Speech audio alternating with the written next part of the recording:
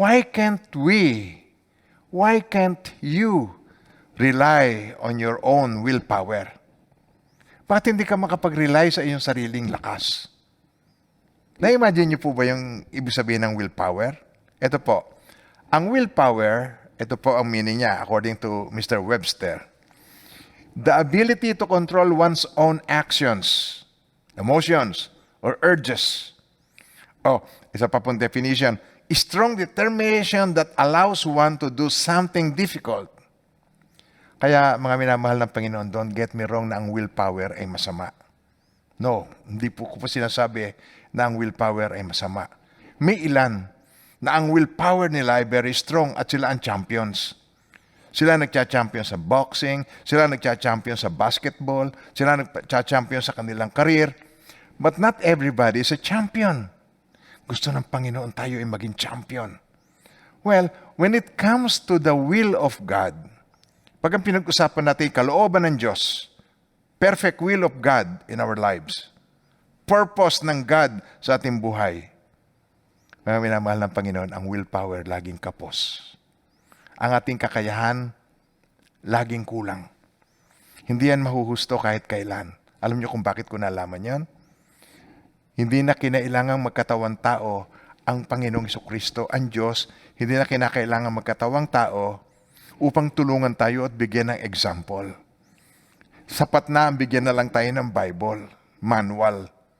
You know, katulad din yan ng marami sa atin. May bago kang cellphone, may manual. Hindi mo naman yan maintindihan. Kinakailangan meron pa magpaliwanag sa iyo at mag-walk through sa iyo. Now, ang isang example ko may papakita sa inyo kung paano ang willpower is not enough ay kay Apostle Paul. Isa po ang dating si Saul of Tarsus. Si Apostle Paul ay sinulat niya itong Romans chapter 7 verse 15. Mga minamahal ng Panginoon, hindi kanya lang yan. Because all Scripture is given by inspiration of God, and it is profitable for doctrine, for reproof, for correction, and for instruction in righteousness, in righteous living. Kaya napakahalaga makita natin po na sa pamamagitan ng salita ng Diyos, ito mismo na mga nauna sa atin na ini-apply niya ang Word of God, great men of the Bible, sila rin mismo kulang ang kanilang strength. Okay, basahin po natin. Romans 7:15. Natatandaan niyo last Sunday? Tinignan natin ito. I'm sure, pag inulit natin ito, mas lalo magiging maliwanag sa atin. Mas lalo nating maiintindihan ito. Ready? Okay, go. Basahin natin. For what I'm doing, I do not understand. For what I will to do, that I do not practice. But what I hate, that I do. Very frustrating, di po ba? Sabi sa Romans 7:19, for the good that I will to do, I do not do, but the evil I will not to do, that I practice. Ano mga minamahal ng Panginoon?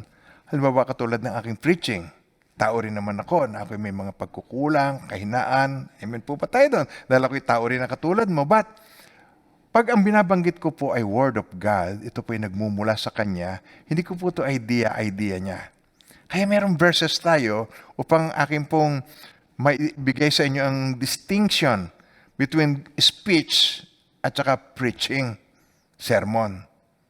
Okay, ulitin natin po ha, ulitin natin. At alam ko pong kayo ay mag-i-enjoy dito sa ating binabasa na ito. Ready? Okay, go. For what I am doing, I do not understand. For what I will to do, that I do not practice. But what I hate, that I do. For the good that I will to do, I do not do. But the evil I will not to do, that I practice. For I delight, tingnan niyo po yan, ready. For I delight in the law of God according to the inward man. Tingnan yung word na yan, inward man. Parang hindi natin kalimitang ginagamit yan. Yung inward man, ito yung spirit man, ito po yung kumukonect sa God. Sabi dito, for I delight in the law of God according to the inward man. Yung outward man, ito po yung natural man. Yung inward man, ito po yung spirit man na kumukonect sa God. Tsaka na po natin titingnan yon. Ipapaliwanag ko yan sa ibang mga pagkakataon. But, yung inward man, for I delight in the law of God according to the inward man, but I see another law in my members warring, nakikidigma against the law of my mind, and bringing me into captivity to the law of sin, which is in my members. May bahagi ako ng aking katawan na ito na siyang nag-aakit sa akin, siyang nagpapahina sa akin, nagdudulot sa akin na ako'y mabigo at na ako'y magkasala. Now, sabi rito sa verse 24, finally sabi niya, O wretched man that I am, who will deliver me from this body of death? Kahabag-habag ang kalagayan ko. Sino magliligtas sa akin sa katawang lupa na ito na nagdudulot sa akin ng kamatayan? Very frustrating. Nagtitiwala sa sariling lakas. And then sabi niya, itong solusyon, itong answer, I thank God through Jesus Christ our Lord. Salamat sa Diyos sa pamamagitan ni Jesus. Salamat sa Kanya. Palakpakan po natin ang Panginoon. Amen. Hindi tayo iniwan ng Diyos na tayo nasa dilema. Hindi tayo iniwan ng Diyos na yung weaknesses natin ay humahatak sa atin pababa at hindi tayo makaangat sa nais ng Diyos para yung kanyang perfect will ay maganap sa ating buhay. Yan ang kanyang goal. Kaya po alam niyo sa taong ito po ang binigay ng Panginoon sa HTBC na theme natin, rito, Experiencing Plenty in 2020. Tapos biglang nagka-COVID. Alam niyo ang paraan ng Diyos para tayo mag-grow. Ay mga struggles, makakaranas tayo ng mga difficulties, makakaranas tayo ng mga mountains, mga bundok ng ating buhay, storm ng ating buhay. Meron bang buhay na storm-free? Wala. Amen po. At meron bang storm na hindi na tumitigil? Wala rin. Meron bang sunog na hindi namamatay? Wala rin. Sa impyerno lang yon. Pero dito, wala namang pangyayari na hindi natatapos din. Hindi lang natin alam kung kailan. Now, mga minamahal ng Panginoon, sa ating mga dinaranas ngayon, global, ibig sabihin nito, may mensahe ang Diyos. Sa mga huling araw, makakarinig kayo ng mga ugong, rumors of war. Makaka-experience kayo niyan. Famine, taggutom, makaka-experience tayo niyan. Pestilences, earthquake in various places. Nakita nyo na, nagigirian ng Amerika at saka ang China. Meaning, kailangan tayo maging mapagbantay. At dito pa po, sa problema natin ng COVID, alam nyo po, ang solution dito ay hindi ang medical science. Kung natatandaan nyo, lagi kong isineshare sa inyo po, ang solution natin dito ay ma-empower tayo ng Diyos at nang sa ganon, hindi tayo nag-rely sa ating sarili. Ang ating issue talaga rito, behavioral. Behavioral issue. Ulitin po natin. Behavioral issue. Yan po ang problema natin. Hindi natin hinaharap ng nararapat ang ating hinaharap. Yung mga may problema sa pinansyal, bili rito, bili doon. Hindi niya hinaharap ng tamang paraan ang kanyang kinakaharap. Behavioral. Amen po. So, kailangan nating matutunan yung behavior natin, yung kung paanong tayo mag-behave sa mga issues ng buhay. At meron tayong kaaway. Amen po. Wag mo na pagbintangan ng dyablo. Hindi dyablo ang ating kaaway. The real enemy is you. Me. Ang kaaway ko talaga ay ang aking sarili. Tignan niyo po, meron akong basis dito. Sa Jeremiah 17 verse 9. Okay, tignan niyo po. Meron akong basis kung bakit ko sinabi ang real enemy ay ako mismo. Tignan niyo po sa Jeremiah 17 verse 9. Sabay-sabay po, basahin natin. Ready? Okay, go. The heart is deceitful above all things and desperately wicked. Who can know it? Ang puso ng tao ay mandaraya. Okay. Bago sa New Age movement, bago pag ikaw ay nag-yoga, nakaganyan ka, sabi niya, tumingin ka sa iyong puso, tingnan mo iyong heart, tingnan mo sundin mo ang sinasabi ng iyong puso, kung sino ang tinitibok ng iyong puso. Kaya napakaraming tao napapahamak. Sa puso niya siya umaasa. Kung meron tayong aasahan, mga minamahal ng Panginoon, yan ang salita ng Diyos, ang promises ng God. Mali. Kaya the heart is deceitful above all things and desperately wicked. Who can know it? Do you agree? Nag-agree po ba kayo sa akin na ang puso ng tao ay mapanlinlang? Ilan na sa inyo nalinlang ng inyong puso? O ka nang titingin sa asawa mo, okay? Hindi totoo yan. Talagang sinadya ng Diyos na magkaiba ka. Okay? Sinadya na yung gastadora, nagkaasawa siya ng Mr. Tipid. Okay? Sinadya niya yan. Sinadya ng Diyos yung makalat, nag-asawa ng maimis. Talaga sinadya ng Panginoon yan. Tinitingnan niya how you can get along sa pagkakaiba natin. Alam niyo ba ang Panginoon? Kaya niya tayong pakisamahan kahit tayo iba sa Kanya. Di ba kayo believe sa Panginoon kung sa Kanyang pamamaraan? Kaya niya tayong unawain, kaya niya tayong mahalin. Kaya ayaw niya tayo ay mag-away-away. Sapagat hindi pa naman siya tapos sa iyo, hindi pa siya tapos sa akin. The heart is deceitful above all things and desperately wicked. Who can know it? Mayo naman lang Panginoon. Kaya ang hindi lang mag-a-agree sa akin na ang puso ng tao ay mapanlinlang, may daloy. Huwag na kayong titingin sa katabi mo ha, baka magalit sa akin. May daloy. Tingnan, bibigyan ko kayo ng example na ang puso ng tao ay deceitful. Natatandaan niyo si Saul of Tarsus? Pariseyo ng mga pariseyo. Pagdating sa Bible, memorize niya ang Old Testament. Pariseyo ng mga pariseyo, nag-aral kay Gamaliel, si Saul of Tarsus.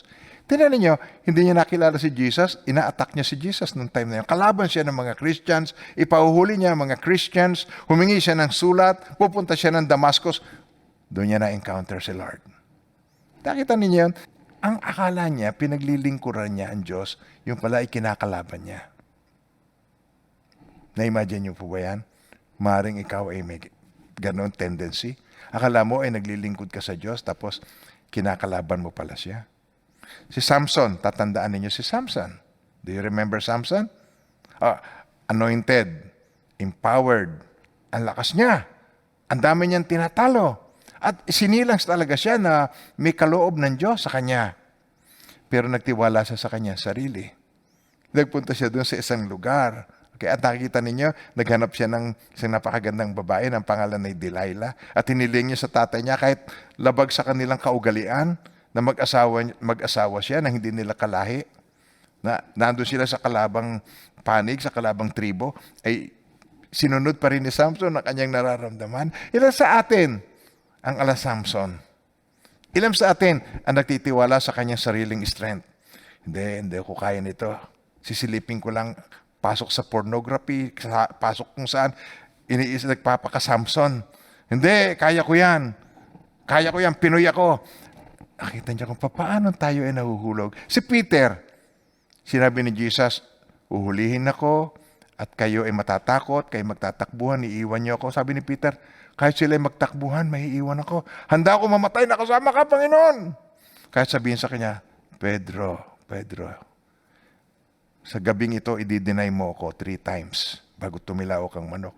Kahit na, hindi pa rin siya pumayag. Na-deceive siya ng kanyang sarili. Si David, tatandaan niyo si David? Nakakausap ang Diyos. Nahulog lamang siya. Makita niya itong napakagandang babae na naliligo. Si Bathsheba. She was taking a bath, kaya pangalan niya si Bathsheba. Joke lang yon. Okay? Kayo ba pwedeng biruin? Baka naman kayo hindi pwedeng biruin. Kayo ba ay nag-e-enjoy sa pakikinig ng salita ng Diyos? Ako'y lalong nag-e-enjoy sa pag-share ng salita ng Diyos. I love it. Gustong-gusto ko po. Ang totoo niyan, excited ako na i-share sa inyo itong message na ito. Na ma-realize natin na hindi tayo dapat nag-rely sa ating willpower. Dapat ang natututunan, God's power in our lives. Given na yan. Tatatandaan niyo si Jonah, inutusan ng Panginoon, pumunta sa isang lugar, patapos sa kabila siya pumunta, palihis, hanggang sa siya ay inihulog ng mga tao at nandun siya sa loob ng isang malaking isda. Hindi balyena yan. It's not a whale. It is a big fish. Nandun siya for 3 days. Tatandaan niyo si Moses? Kung paano si Moses? Yung kanyang emosyon, kung paano hindi siya nakapasok sa lupang pangako dahil siya ay nagtiwala sa kanyang emosyon. Alam niyo, higit na starring, ako. Ako ang mas maraming ma-example sa inyo. Napakarami ko po na nagtiwala ako sa sarili ko, na-deceive ako, at salamat sa Diyos, hindi ako iniiwan ni pinababayaan ng Panginoon. Amen po. Ikaw din. Hindi ka iniiwan o pinababayaan man ng Panginoon dahil mahal na mahal niya tayo. Ang mabubuting bagay na sinimulan niya sa atin, kanyang lulubusin hanggang sa kanyang muling pagbabalik. Sa kanyang lahat ang kapurihan. Amen. Tanda mo, ang plano ng Diyos para sa kanyang mga nilikha, sa tao, sa kanyang mga nilalang, laging maganda. Because He is a good God. Sabi doon sa Jeremiah 29, verse 11 to 13, sabi niya, "For I know the thoughts that I think towards you, says the Lord. Thoughts of peace and not of evil, to give you a future and a hope." Napakaraming mga tao ay naliligaw, nawawala ng future sa kanyang buhay. Amen po. Nadi-discourage. Dahil ang karakter ng God, hindi niya magets. Kasi ang sabi niya "For my thoughts are not your thoughts, nor your ways my ways." Ang isipan ko ay hindi katulad ng inyong isipan, at ang inyong pamamaraan ay hindi katulad ng aking daan. Pag hindi natin naiintindihan ang ways ng Panginoon, doon tayo ay natatakot na mag-submit sa Kanya fully. Kaya sabi niya rito, "For I know the thoughts that I think towards you." Do you believe that God knows what He's doing? Naniniwala ba kayo na ang Diyos ay Diyos at alam niya ang lahat ng bagay? And He is the God who declares the end from the beginning. Alam niya. Napakaganda na kanyang plano sa bawat tao. Hindi siya nagbabago noon, ngayon, magpakailanman. Kaya kung nakikita natin kung papaano ang mga failures and success ng mga nauna sa atin. Tulad ni Saul of Tarsus, naging si Paul. Si Samson, kung paano nanumbalik si Samson, sabi niya, "Minsan pa, O Panginoon, ibalik mo sa akin ang aking lakas." Nagrepent siya. In-empower siya. At yung napatay niyang kaaway, nung siya ay bulag, nung sa kanyang kamatayan, dala-dala niyang katagumpayan, ay higit nung siya ay may kalakasan pa at may paningin. Si Peter, bagamat si Peter ay napakaraming nagawa doon, tatatandaan ninyo kung paano i-deny niya ng 3 times nung nanumbalik siya, higit pa kaysa dati. Papaano si David, kung paano siya nagbigay ng example, si Jonah, si Moses, ako, ikaw. Yung sinimula ng Diyos sa atin, kanyang lulubusin, hindi pa lang siya tapos sa atin. Kaya ayaw po ng Panginoon na tayo naghuhusgahan. Ayaw ng Diyos na tayo nag-aawayan. Ang kanyang tagubilin sa atin, sabi niya, "A new commandment I give to you." Ito isang bagong utos, binibigay ko sa inyo. Mag-ibigan kayo. Kung paanong inibig ko kayo, sabi niya, ganun kayo mag-ibigan. Kung kayo mag-iibigan, makikilala ng lahat na kayo ay mga alagad ko. Bakit niya iniutos? Sapagkat mahirap gawain ang kusa. Dahil ang kaya lang nating ibigin ay yung mga kaibig-ibig. Hindi natin mahalin, hindi kayang mahalin natin yung nasa proseso. Sabi niyo ngayon, nasa proseso. Isa pa, yung nasa proseso. Hindi natin kayang mahalin ang mga nasa proseso. At bawat isa sa atin ay hindi pa perfect, nasa proseso. Natatandaan niyo yung isinyer ko noon, yung inevitable defects. Natatandaan niyo yung pizza pie. Natatandaan niyo yung chocolate. Natatandaan niyo yung mga inaalaw ng FDA na hindi naman maiiwasan. Allowable defects. Kasi hindi na naman natin mape-perfect ang lahat ng bagay. Namubuhay tayo sa imperfect world. Ako'y imperfect, ikaw ay imperfect. Nais ng Panginoon, maunawaan natin na tayo ng kanyang mga nilikha ay nasa process. At saka ang nasa process, nais ng Panginoon na patuloy nating mahalin, patuloy nating ipanalangin, patuloy nating makaisa. And before you know it, kasama mo na siya sa team mo. Akala mo nakakainis pa lang siya ngayon, pero hindi magtatagal, magiging kasama mo na siya. Hindi lang yon. Hindi mo may enjoy ang langit pag ikaw ay indifferent sa tao. Kasi kung minsan mapupunta doon, yung mga taong may ginawang masama sa iyo, makakasama mo doon. Last minute, tinanggap niyo si Jesus. Kaya mga minamahal ng Panginoon, huwag tayong padeceive sa ating puso. The heart is deceitful above all things and desperately wicked. Who can know it? Sino makakaunawa nito? Kung wala ang Panginoon, di natin kaya. Kaya sabi niya, for I know the thoughts. Ako nakakaalam ng mga panukala na ihahanda ko para sa ikabubuti ninyo. At ito'y upang bigyan kayo ng pag-asa sa hinaharap. For I know the thoughts that I think towards you, says the Lord. Thoughts of peace and not of evil. To give you a future and a hope. Hindi tayo madi-discourage, hindi tayo madi-disappoint. Ang lahat ng mga dis na yan, evil spirit ang may lalang sa atin yan. May pakana niya sa isip natin. Evil spirit, disappointment, discouragement, lahat ng yan, disagreement, ang lahat ng yan, hindi ang galing sa Espiritu ng Panginoon. Kaya tayo dapat ay maging discernful. And then sabi rito, for I know the thoughts that I think towards you, says the Lord, thoughts of peace and not of evil, to give you a future and a hope. Then you will call upon me and go and pray to me, and I will listen to you. Promise ng Panginoon. See, pag na-realize na natin yon, nagkaroon na tayo ng future, nagkaroon tayo ng hope sa Kanya, then you will call upon me and go and pray to me. You will rely on God. You will believe God. You start to believe God. When you pray, you believe God, and I will listen to you. It is a promise na gagawin ng Panginoon sa atin. Amen po. And you will seek me and find me when you search for me with all of your heart. Ayaw ng Panginoon na dahil siya hindi mo naman nakikita, gumawa ka ng kamukha niya, tapos para mapaalalahanan ka, at tapos doon mo dadasalan sa kamukha niya. Ayaw niya, gusto niya sinisik mo siya. Ang sinisik, hindi nakikita. Amen po ba? Ulitin niyo ngayon. Ang sinisik ay hindi nakikita. Kung nakikita mo na, that is not faith. Amen po, natatanda niyo yung Hebrews 11:6? But without faith, it is impossible to please Him, to please God. For he who comes to God must believe that He is, and that He is a rewarder of those who diligently seek Him.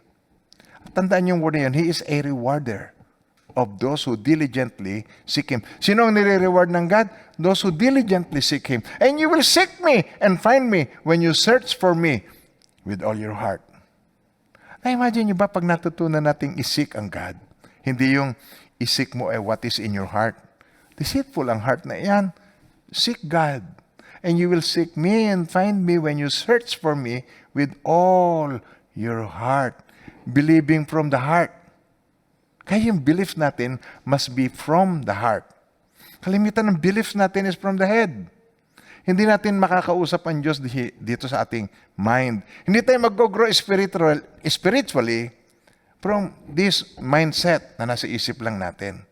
Ang nais ng Panginoon, yung heart, interchangeably, ang heart ay yung ating spirit.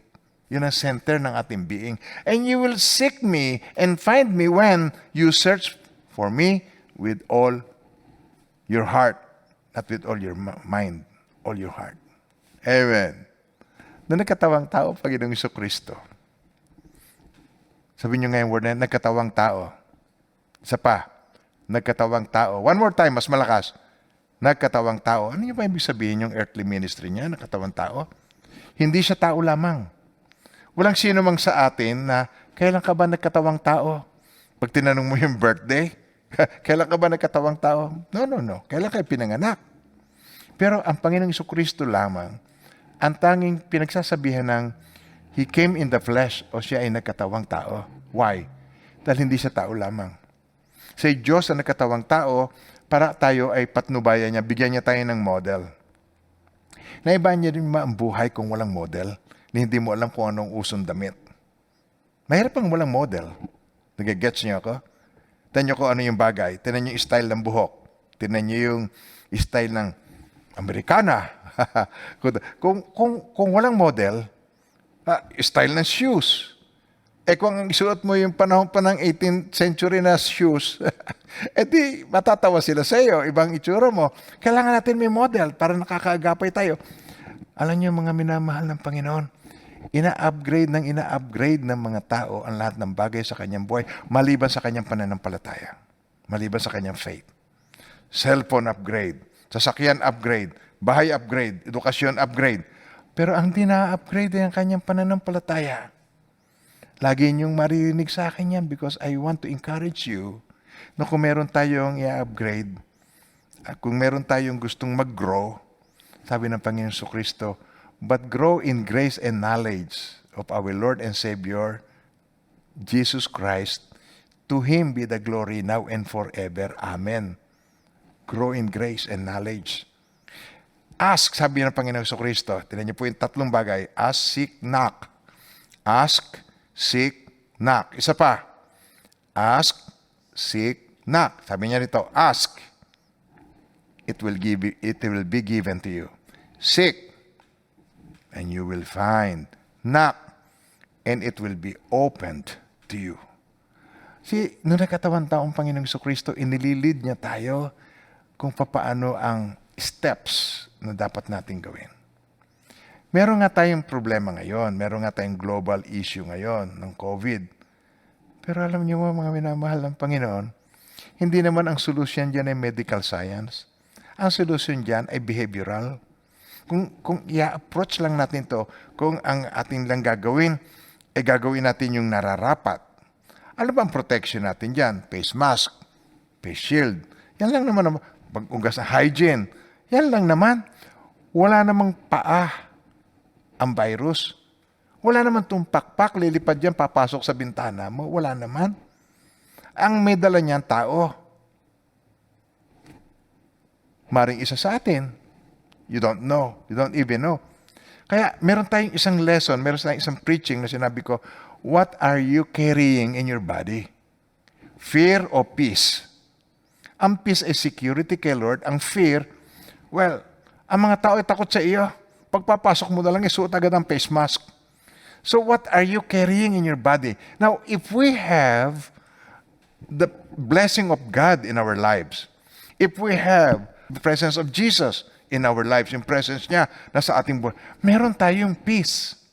Sabi niya, ask. Tingnan niyo po. Pag sinunod natin ang kanyang mga tagubilin sa atin, habang tayo ay naririto sa mundo, habang tayo ay naririto, sabi niya, in the world you will have tribulation, but be of good cheer. I have overcome the world. Sabi niya, ask. It will be given to you. Seek, and you will find. Knock, and it will be open to you. Okay. You will seek me and find me when you search for me with all your heart. God has the answer. At alam nyo, given, nasa puso na ng mga mananampalataya. Hindi malayo sa atin ang kanyang presensya. Hindi malayo ang nais ng Panginoon sa bawat isa sa atin. Kaya sabi niya, ito po, para tayo mabigyan niya ng imbitasyon. Sabi ni Jesus nung nagkatawang tao siya, come to me. Ulitin natin, come to me. One more time, please. Come to me. Sino yon? All you who labor and are heavy laden, and I will give you rest. Alam niyo mga minamahal ng Panginoon, where do we go when we have problems in our lives? Pagka tayo trouble, we don't come to Jesus. Hindi siya ang ating naaalala. Pag may kulang sa pera, naaalala natin mauutangan. Pagka mayroon tayong mga pangangailangan, lalo na't ang solusyon ay hindi madaling matagpuan. Kahit sa albularyo nagpupunta. Sabi, kahit sa patalim kumakapit. That's wrong. Hindi tayo patalim. Ibig sabihin, kahit sa diablo lalapit ka. Hindi po tayo gumagawa ng tama. Kaya sabi ni Jesus, nabibigatan ka? Napapagal ka? Napapagod ka na? Come to me. Halika, lumapit ka sa akin. Come to me. All you who labor and are heavy laden, and I will give you rest. Bibigyan ko ng kapahingahan ang iyong kaluluwa na pagod na pagod na. Sapagkat siya ang answer sa atin. Sabi, I am the way, the truth, and the life, and no one comes to the Father except through me. Mga minamahal ng Panginoon, memorize natin ang verse. Kung hindi natin na ipamumuhay, meron tayong kulang. Senior ko yan nung last week. Ngayon, parang ito'y recap lamang nung last week message. Pero gusto ko pong i-nail down sa ating mga puso. Sabi ni Jesus sa John 15:5, sabi niya, I am the vine. Tayo po na mga mananampalataya sa Kanya, you are the branches. Tignan niyo po yun. I am the vine. Ako ang tunay na puno. You are the branches. Kayo ang mga sanga. Sabi niya, he who abides in me, dito po tayo nagkaroon ng distinction. We could choose to abide and we could choose not to abide. True or false? Totoo po yan? Sino nagsasabing totoo yan? Pakitaas ang kamay.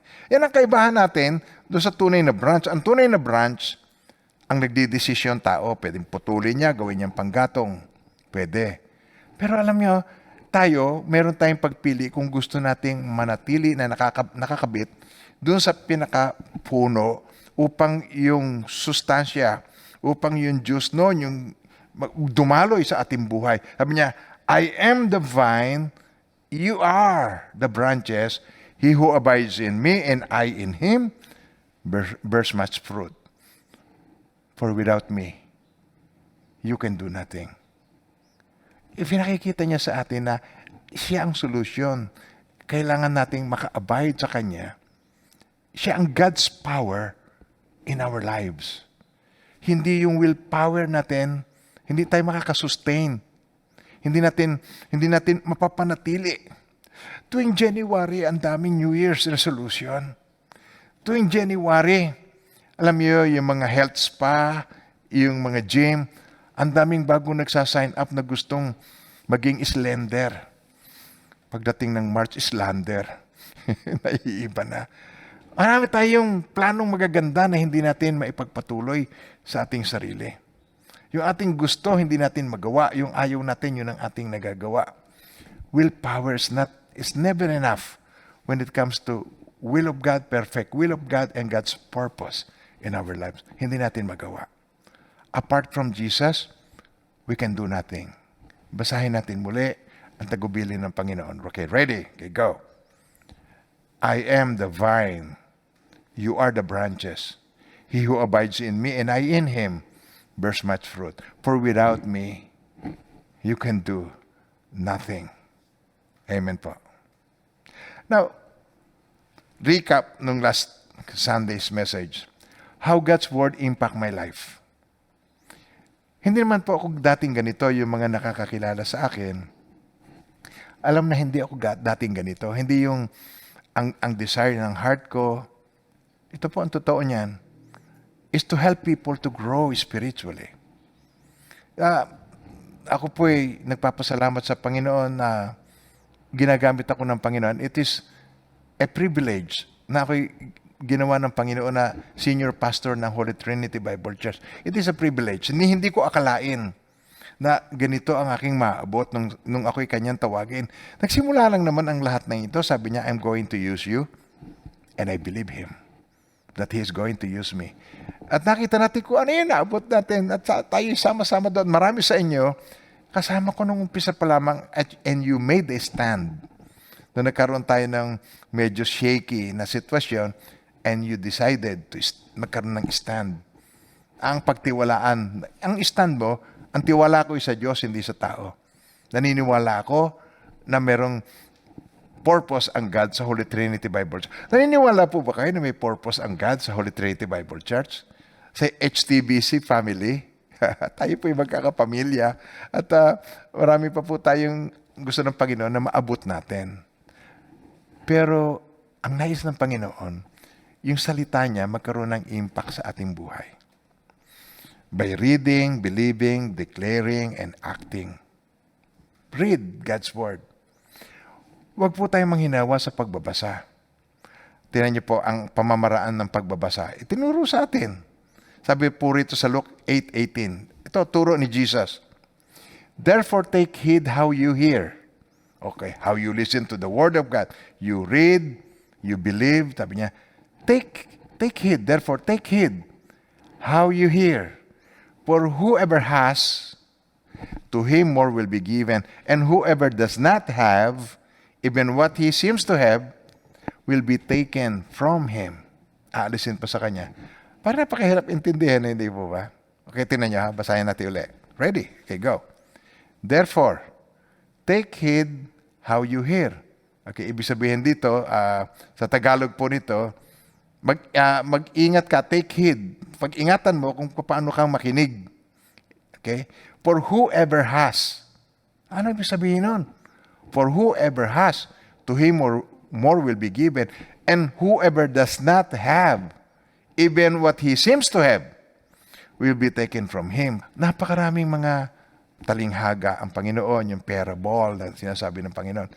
Meron naman siyang ine-explain tungkol doon. Yung mga bagay na ine-explain niya sa atin para sa atin.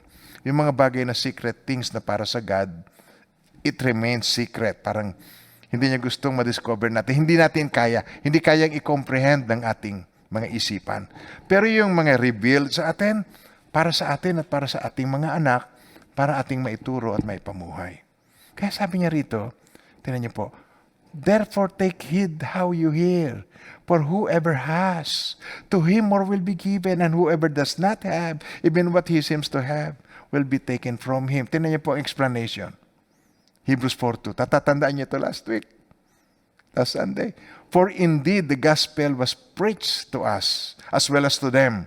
But the word which they heard did not profit them, not being mixed with faith in those who heard it. Okay, tingnan niyo po. Tatagalugin natin ito, ha? Tingnan niyo. Yung narinig kong gospel, yung mabuting balita na ipinreach sa akin at ipinreach din sa kanila, ngunit ang salita ng Diyos na kanilang narinig, hindi sila nakinabang, did not profit them. Hindi sila nakinabang. Dahil hindi nila ito iminix ng kanilang faith, hindi nila, yung pananampalataya, hindi nila sinamahan ng pananampalataya ang kanilang pakikinig. Hindi nila itinuring na ito napakahalaga at nanalig siya at nagtiwala siya sa kanyang narinig. Paminamahal ng Panginoon, binibigyan niya sa atin ang kanyang word para sa ating kapakinabangan. Gusto niya tayo mag-profit doon. Gusto niya tayo mag-grow. Meron siyang nais na marating ang kanyang mga anak. Meron siyang magandang pangarap sa kanyang mga anak. Siya isang mabuting ama na may magandang pangarap sa kanyang mga anak. Nais ng Diyos yun sa iyo at sa akin. Hindi ko alam. Naliligaw ako noon dahil deceitful ang heart. Kung ano-ano ang hinahanap ko. Kung ano-ano ang pleasure na aking gustong gawin sa buhay ko. Failure ang inabot ko. Nabigo ako. Dahil hindi yan ang nais ng Panginoon sa akin. Hindi ako nagtiwala at nanalig sa Kanya. Pero mga minamahal ng Panginoon, dumating ang time. Dumating ang iyong time. Dumating ang ating time. Kaya tayo magkakasama and we're family. Tingnan nyo. For indeed the gospel was preached to us as well as to them. But the word which they heard did not profit them, not being mixed with faith in those who heard it. Now, why is it so hard to believe and fully trust God? Na-imagine niyo po ba yung question na yan? Naipapander niyo pa ba sa inyong heart yan? Why is it so hard to believe and fully trust God? Yung sa kanyang word, magtiwala tayo sa kanya. Sa Philippians 2 verse 12 to 13 po. Tingnan po natin. Tingnan niyo po. Sabi dito, therefore, my beloved, as you have always obeyed, not as in my presence only, but now much more in my absence, work out your own salvation with fear and trembling. Why is it so hard to believe and fully trust God? Why? Fear. Sabihin niyo yung word na yan? Fear. Isa pa. Fear. Natatakot tayo to fully trust God. Ang disciples, kasama ni Jesus sa bangka. Tapos, sinadya ng Panginoong Jesucristo na along the way, matulog siya. At habang siya natutulog, merong kaaway na nagpadala ng unos. Kasi nung pagdating nila doon sa kabilang ibayo, nakita natin na na-encounter nila ay isang demonized na tao na 2,000 dyablo ang nasa kanya. Amen po, yun ang demoniac of gathering. Na yun pala ang magpipreach doon sa lugar na yon. Si Jesus hindi tatanggapin ng mga tao. Alam ni Jesus, yung taong yon kailangan ma-deliver doon. Alam ng Diablo ang mga bagay. Marami siyang alam. Nagigets niyo ba ako doon? Huwag niyong i-underestimate. Marami siyang alam. Ang sabi nga sa Bible, si Lucifer full of wisdom. Marami niyang alam. Hindi lang yon. Libo ang kanyang karanasan. Ako, 70 years lang ang aking karanasan. Ikaw, ilang taong ka? Yun ay libong mga taon ang karanasan. Alam niya ang generation comes and generation go. Alam niya ang mga kaugalian ng mga tao. Alam niya kung paano tayo. Now, tinan niyo po. Work out your own salvation with fear and trembling. Napaka-fearful. At napaka-risky ang ikaw ay completely, fully na magtiwala sa Diyos. Nakita mo yung asawa mo ay nagbi-bleeding, na alam mo na anytime ang asawa mo ay maaaring mawala. Pero magtitiwala ka sa Panginoon. Sasabihin ng salita ng Diyos. Tulad ko po, meron tayong kapatiran na ganyan ang dinanas niya at nung nasa ospital, sinamahan ko, sabi ko, ito po, nanindigan ako, sabi ko, I perceive, nadidiscern sa heart ko, hindi ka mamamatay. Ang nararanasan mo ay magiging testimony. At alam niyo nangyari? Testimony na nga ngayon. Ang odds, talo. Ang odds, lugi. Ang odds, mamamatay. Yun ang odds. Pero alam niyo dyan, magaling ang Diyos. Yan ang expertise ng God. Ang tawag ko doon ay dead end. Ihahatid niya ang mga Israelita. Tapos dadating sila doon sa dulo, hinahabol sila ng Egyptians. Tatandaan niyo yan? At pagkatapos, nandoon dagat, nandito sa likod, Egyptians, nakababaksik. Yun ang mga piling-pili ng paraon. Ubus talaga sila doon. Pag inabot sila, ang odds, mamamatay sila doon bago sila makatawid. At si Moses nagsimula nang tumawag sa Diyos. Sabi ng Panginoon, why do you cry to me? What is that in your hand? Ano yan nasa kamay mo? Sa umpisa pa lamang, sabi niya ni Moses, ito po ang kondisyones ni Moses, sabi niya, kung tanungin ako kung sino raw po kayo, kung anong pangalan niyo, anong sasabihin ko, paano nila ako paniniwalaan? Sabi na, okay. Moses, ano yung nasa kamay mo? Tungkod po. Bitawan mo. Binitawan ni Moses. Naging ahas. Nagulat si Moses. Alam niyo, ang kapangyarihan ng Diyos pagka nagmamanifest, ikaw mismo nagugulat. Napapalukso si Moses, natakot siya. Ahas? Ahas ba naman? Hawakan mo sa buntot. Kung ikaw, hahawakan mo sa buntot yung cobra. Hahawakan mo sa buntot yung serpent. Sabi na Panginoon, hawakan mo sa buntot. Hinawakan niya sa buntot. Naging tungkod uli. Ang sinasabi ng Panginoon, ito ang kapangyarihan mo. Yung tungkod, simbolo ng authority. Amen? Sabi mo, symbol of authority. Okay? Yung tungkod, symbol of authority. Alam niyo ba, sabi ng Panginoon, behold, I give you the authority to trample on serpents and scorpions and all the powers of the enemy, and nothing shall by enemies hurt you. Do we believe? Lagi na lang yun ang ating issue. It is so hard for us to believe. It is so difficult for us to fully trust God because of fear of failure. And we fear and tremble at the sight of problem, issues, storm in our lives. Masabi rito sa Bible, tinan niyo po. Tinan niyo po yung sinasabi dito ni Apostle Paul. Therefore, my beloved, as you have always obeyed, not as in my presence only, but now much more in my absence, work out your own salvation with fear and trembling. Hindi ibig sabihin nitong workout na ito, work out your salvation na ang salvation is sa pamagitan ng ating lakas. No! For by grace you have been saved through faith, and that not of yourselves. It is the gift of God, not of works, lest anyone should boast. Kita natin dito yung sinasabi, by faith. Ibig sabihin dito po, yun ang pinakamahalaga sa atin, yung ating belief. Pag yung natutunan natin ang magtiwala fully sa God, ma-experience natin ang victory. Gagamitin natin ang authority given to us by God. Okay? Ulitin natin. Tignan niyo po. Dito at itutuloy-tuloy na natin ito hanggang sa verse 13. Ulit-ulit. Bakit ko inuulit? Para matandaan. Bakit natin inuulit? Sabi mo sa katabi mo, malilimutin ka kasi. When it comes to God, madali mo malimutan. Okay, ready? Okay, go. Therefore, my beloved, as you have always obeyed, not as in my presence only, but now much more in my absence, work out your own salvation with fear and trembling, for it is God. For it is God who works in you. Isa pa.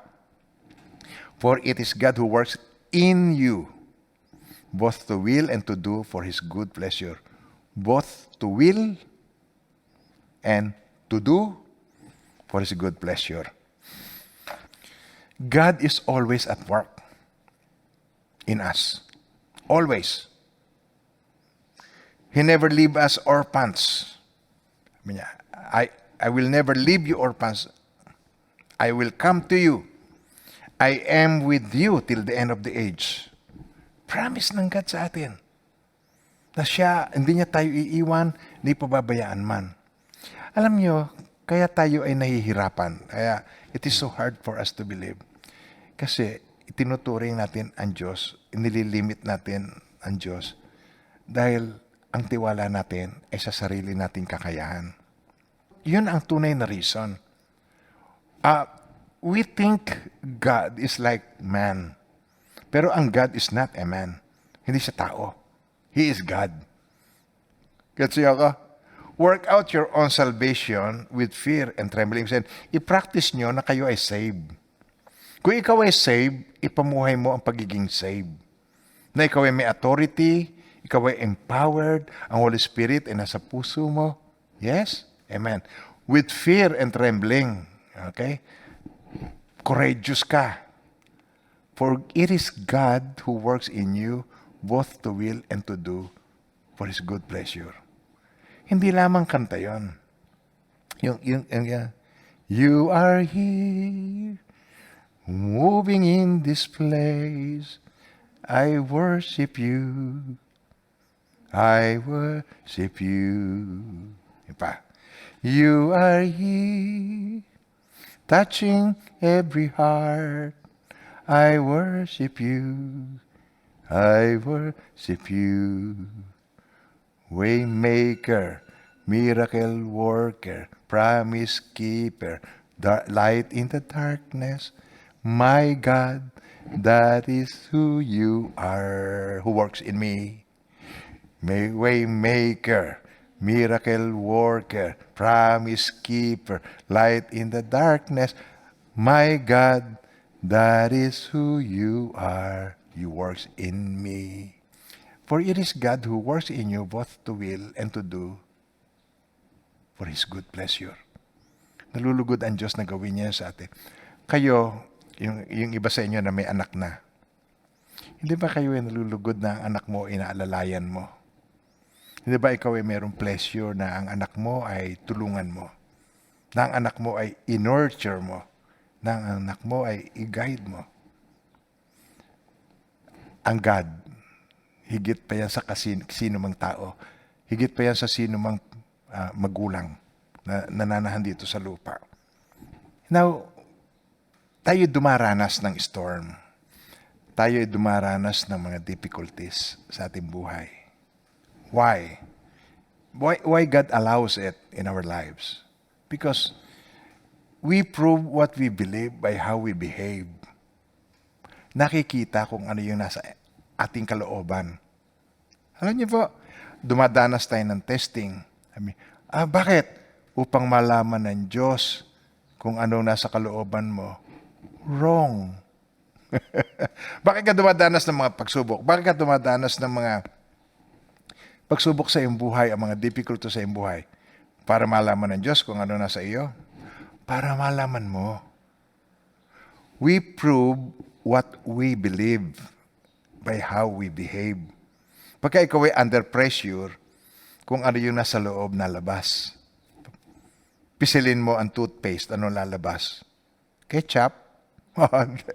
Toothpaste na lalabas. Amen po. Pag pinindot mo yung ketchup, ano lalabas? Eh di ketchup. Amen. Yung mustard, pag pinindot mo mustard, ano lalabas? Mustard. O, edi ang hamburger mo ay masarap. Amen po. Nag-i-enjoy ba kayo? I want you to enjoy listening.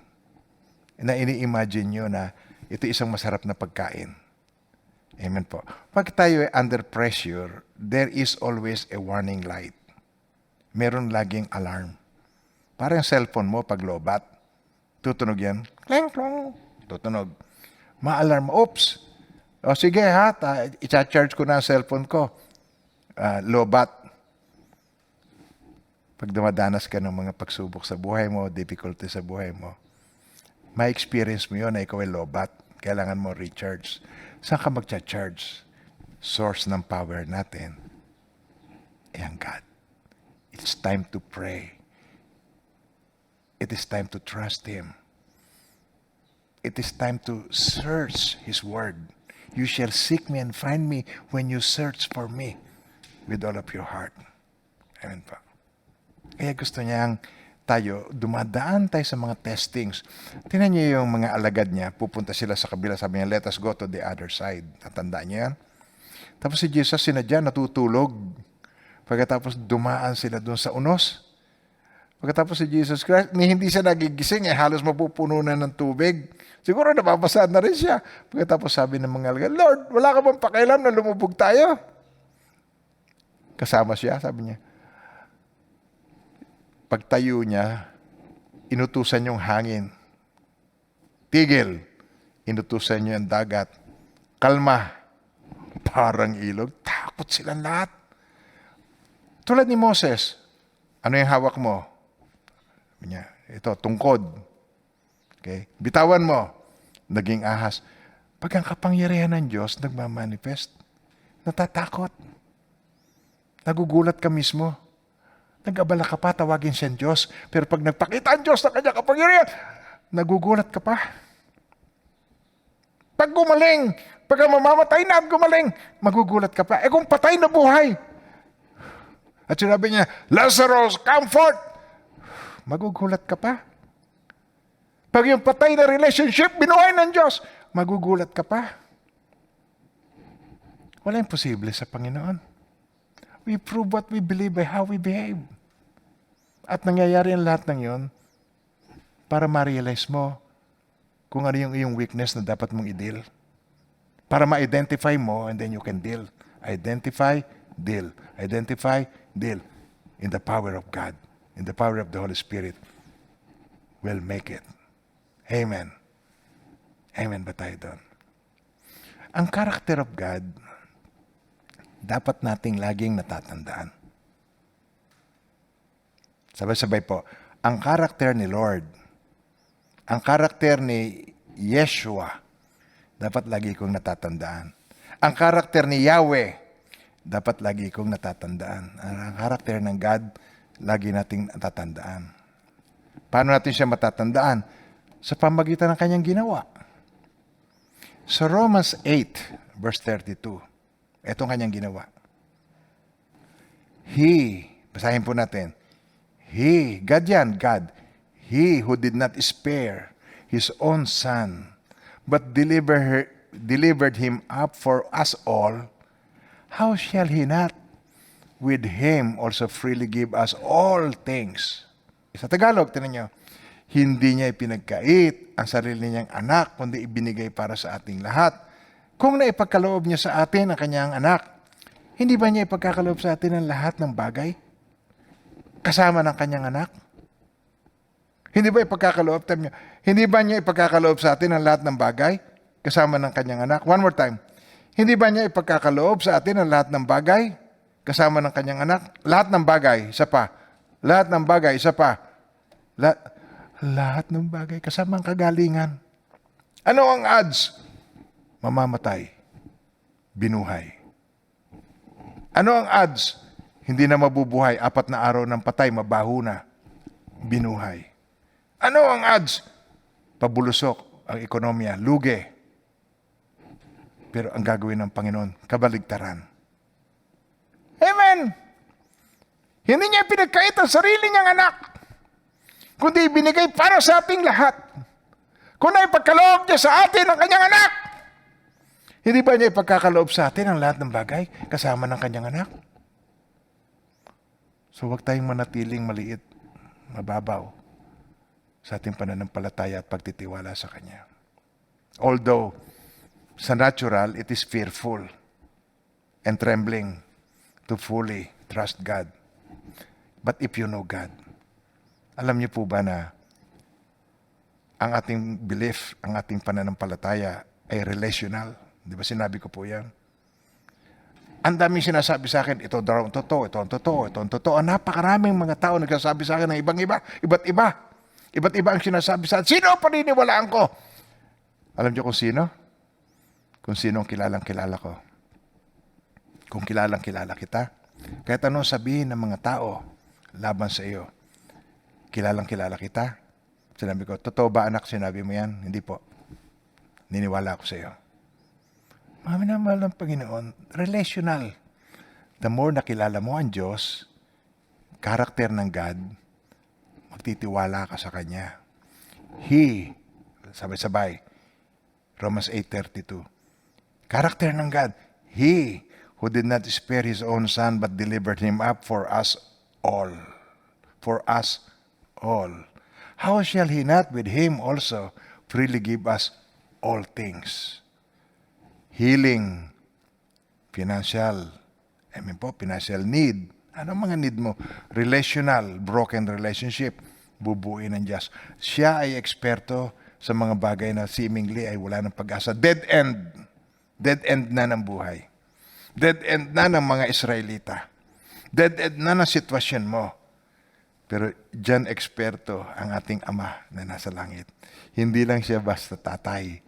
Siya ay Diyos na may lalang ng lahat ng bagay. At kung hindi niya magagawang baguhin ang sitwasyon, lilikha siya ng bago para sa iyo. God will make a way where there seems to be no way. Hindi kanta lang. Yun ang karakter niya. God will make a way. He who did not spare His own Son but delivered Him up for us all, how shall He not with Him also freely give us all things? Amen po. Hindi niya pinagkait ang kanyang sariling anak, kundi binigay para sa ating lahat.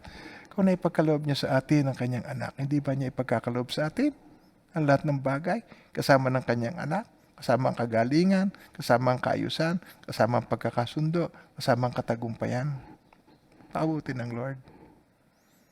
Amen po. Amen. The answer is in your hand. What is that in your hand? Given, nasa atin na. Ipapractice na lamang po natin. Don't hesitate to trust God fully in your life. Why? Because of His character. Ang Diyos ay hindi niya tayo iniiwan. Amen po? Amen po. He is a way maker, miracle worker, promise keeper, light in the darkness. That is who you are. God, that is who you are in my life. Amen po. Gusto ko pong anyayahan yung mga first time na umattend.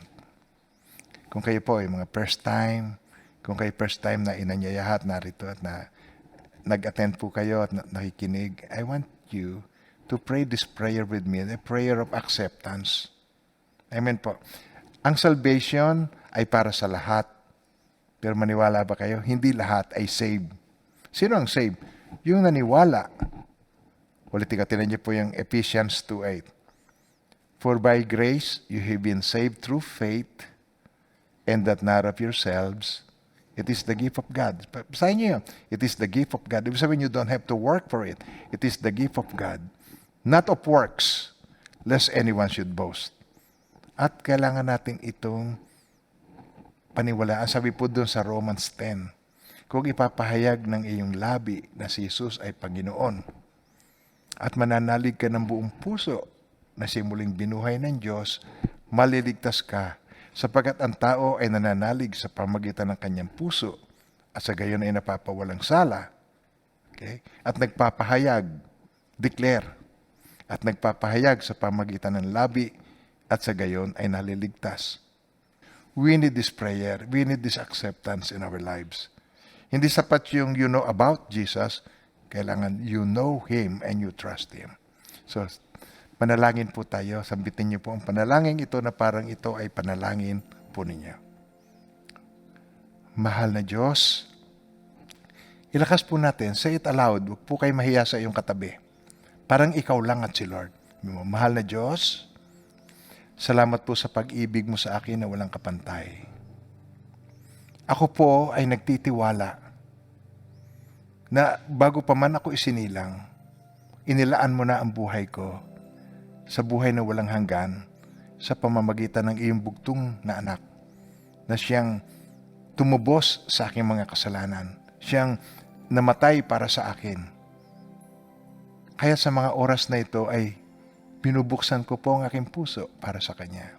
Mahal na Jesus, buong puso at kaluluwa, tinatanggap ko po kayo bilang Panginoon at tagapagligtas ng aking buhay. Maraming salamat po sa buhay na walang hanggan na pinagkaloob mo po sa akin. Maraming salamat sa otoridad na pinagkaloob mo po sa akin. Authority na to trample on serpents and scorpions and all the powers of the enemy, and that nothing shall by any means hurt me. Maraming salamat po sa authority. Maraming salamat po sa victory in Jesus. Maraming salamat po sa iyong banal na dugo. Thank you, Lord. Even right now, Lord, manahan ka sa puso ko, manatili ka, O Panginoon, pagharian mo po ang buhay ko, ilid niyo po ako, nawa po ang buhay ko ay magsilbing kaluguran sa iyo, now and forevermore. In Jesus' name. Amen. Amen. Nung tanggapin niyo po ang Panginoong Jesucristo, hindi siya nang iiwan. Amen po.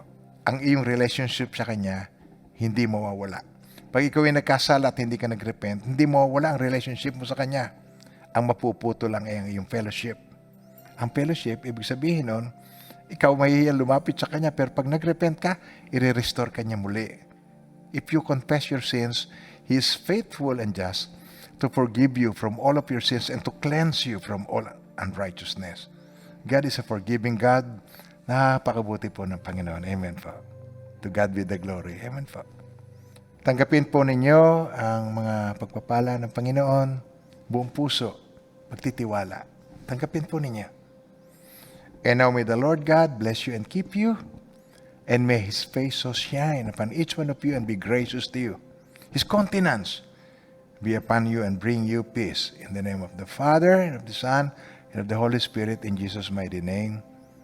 Amen and amen. Mahal po tayong lahat ng Panginoon, and I love you. See you next time.